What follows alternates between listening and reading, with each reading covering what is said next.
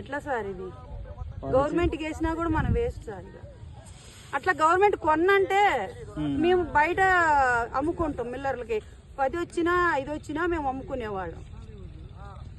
మాకు ఇది ఏంటి సార్? మేము రైతు అన్నోడు 4 కడుపు నింపాలనుకుంటాడు కానీ 4 కడుపు కొట్టేవాడు కాదు సార్.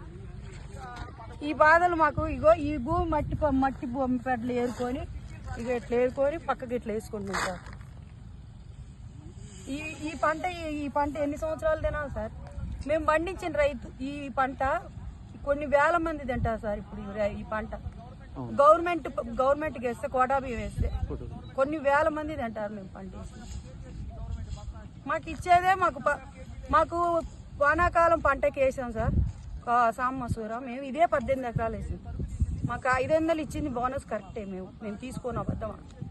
500 బస్సాకి ఇచ్చి 1400 రూపాయలు మందు కట్ట పెంచారు సార్. 500 తీసుకుంటే 1400 యూరియా కట్టకు పెరిగితే సార్. ఇక మేము 500 తీసుకొని ఏదో అంటారే లంచం తీసుకొని మంచం అని అంటారు.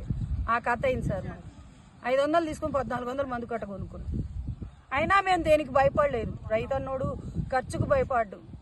4 కడుపు నింపడానికి దీని మీద ఎంతమంది సార్? ట్రాక్టర్లు, మిషన్లు, కూలోళ్ళు, మళ్ళీ ఈ గవర్నమెంట్ ఎంతమంది బతుకుతున్నారు సార్?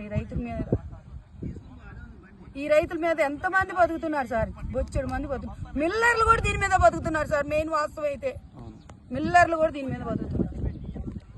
మా మిల్లర్లకు మరి రైతుకే మిల్లర్ కాడికి పోతే దళారులు అవుతున్నారు కానీ మేము కావట్లేదా సార్?